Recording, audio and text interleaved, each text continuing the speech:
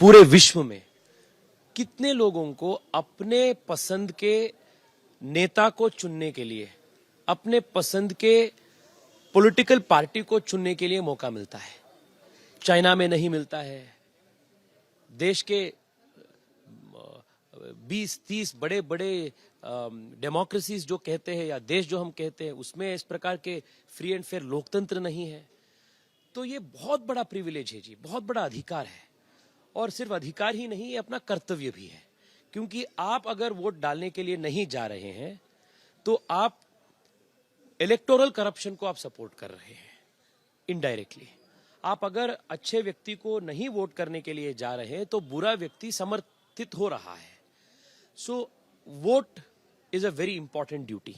सो मैं सबसे निवेदन करता हूं, पिछले 10 साल देश मोदी जी के नेतृत्व में जिस प्रकार से ट्रांसफॉर्म हो गया है हम देखे हैं। वो आर्थिक विषय हो, सामाजिक विषय हो, सांस्कृतिक विषय हो, हर विषय में जिस जिस काम को नामुमकिन माना जाता था उसको हम मुमकिन कर दिया, हम पॉसिबल कर दिया। लेकिन एक सवाल, very important for people to go out and vote. Tejashwi ji, लेकिन एक सवाल है कि 2014 की बात करें, 2019 की बात करें, उस वक्त का चुनाव जो दौर था वह वास्तव में मोदी जी के, आज भी मोदी जी का चेहरा है, मोदी गारंटी के सब नाम पे लोग वोट करने जाते हैं जो भी है। लेकिन उसमें और अब में क्या, क्योंकि अब इस बार देखा जा रहा है चुनाव प्रचार में बहुत अलग तरीके से अटैक हो रहा है, अलग तरीके से विरोध हो रहा है, उसको लेकर क्या कहेंगे और उस पर आपकी क्या राय है? देखिए, इस चुनाव के जो एजेंडा है, ऑब्जेक्टिव है, वो देश के नेता को चुनाने का है। This is the objective. अगले 5 साल के लिए देश का प्रधानमंत्री कौन रहेगा, देश के नेता कौन होगा, ये मूलभूत विचार है इस चुनाव का। सो बहुत स्पष्ट है कि आप जाकर भाजपा को वोट दे रहे हैं तो मोदी जी प्रधानमंत्री रहेंगे और मोदी जी और 5 साल देश का सेवा करेंगे। पर आप कांग्रेस को या अन्य दल को वोट दे रहे हैं तो उसमें क्लैरिटी नहीं है, नेता कौन होगा उसका क्लैरिटी नहीं है। इस वजह से जनता के बीच जो कंफ्यूजन हो चुका है, मतलब पॉलिटिकल पार्टी, विपक्ष के मन में जो कंफ्यूजन हो चुका है, ये कंफ्यूजन को जनता के ऊपर डालने का प्रयास ऐसे बयानों से, ऐसे कंट्रोवर्सियों से, ऐसे निजी अटैकों के माध्यम से हो रहा है। It just shows that the Congress party is very frustrated. हर सर्वे आ रहा है जी कि कांग्रेस पार्टी अपने दम पे 30 सीट से ज्यादा नहीं जीतेगा पूरे देश में।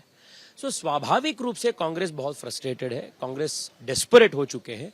इसलिए हर दिन नए नए इश्यूज वो लेकर आ रहे हैं। उनके कैंपेन में कंसिस्टेंसी नहीं है, कैंपेन में नैरेटिव नहीं है, कैंपेन में देश को हम क्या देंगे इसके बारे में विजन नहीं है। तो जनता कई महीने पहले ही मन कर चुके हैं।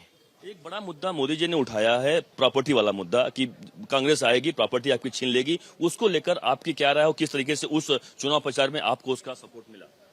भाई साहब देखिए, ये जो सोच है ना, ये बहुत कम्युनिस्ट वाले सोच है और ये नया सोच भी नहीं है। रशिया में स्टालिन ने इसका प्रयास किया था, माओ ने चाइना में प्रयास किया था। करोड़ों लोग रेवोल्यूशन के नाम में, करोड़ों लोगों का मृत्यु हुआ, मारा गया था। सो इस प्रकार के जो सोच है ये भारतीय सोच नहीं है। दूसरा, अगर कांग्रेस पार्टी ये इनहेरिटेंस के खिलाफ है तो राहुल गांधी और प्रियंका गांधी को सबसे बड़ा इनहेरिटेंस कांग्रेस पार्टी क्यों मिला है? यहां बेंगलुरु साउथ में 5 साल एमएलए रहने के बाद भी कांग्रेस के प्रत्याशी जब फोन हो जाते हैं उनके ऑफिस से, वो ऐसे इंट्रोड्यूस करते कि मैं ट्रांसपोर्ट मिनिस्टर रामलिंगा रेड्डी की बेटी हूं।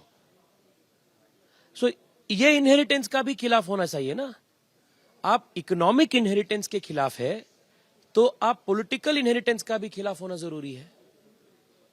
तो इस प्रकार से जनता को एक प्रकार से कंफ्यूज कराने का जो प्रयास है ये विफल होगा। और उनको, उस पिताजी की आप बात कर रहे हैं जो कि 2023 के चुनाव में हार भी गए हुए।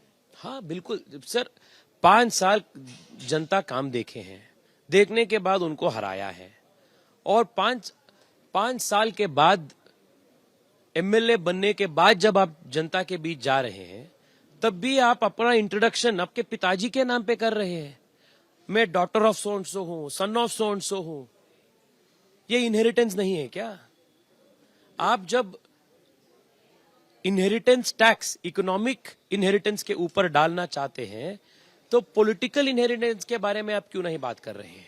बहुत बड़ा मुद्दा उठाया आपने। एक सवाल, एक दो सवाल, आखिरी सवाल। राहुल गांधी ने जिस तरीके से मोदी के बारे में यानी पीएम के बारे में अपशब्दों का प्रयोग किया, यानी जो शब्द हैं हर कोई यूज नहीं करता है प्रधानमंत्री के नाम पे, एज के नाम पे, उसको लेकर बड़ा ट्रोल भी हो रहा है। क्या कहेंगे आप? भाई साहब, मैं वही बोल रहा हूं, कांग्रेस पार्टी इतना फ्रस्ट्रेटेड हो गई है आज। मैं आपको बताऊं, यहां बेंगलोर में मैं देख रहा था जी, अपार्टमेंट कॉम्प्लेक्स में जब कांग्रेस जा रहे हैं, जनता स्वयं बॉयकॉट कर रहे हैं कांग्रेस पार्टी को। पार्क्स में जब हम जा रहे हैं, सुबह में जब जाता हूं 6 बजे 6:30 बजे पार्क्स में, जनता ये बोल रहे सर हम मोदी जी को वोट नहीं देंगे तो किसको देंगे? हम देशद्रोह कर देंगे। अगर मोदी जी जैसे नेता को हम वोट नहीं देंगे तो देशद्रोह कर देंगे। एक प्रकार से देश में कांग्रेस पार्टी का सोशल बॉयकॉट हो चुका है, इसलिए कांग्रेस इतना फ्रस्ट्रेटेड है।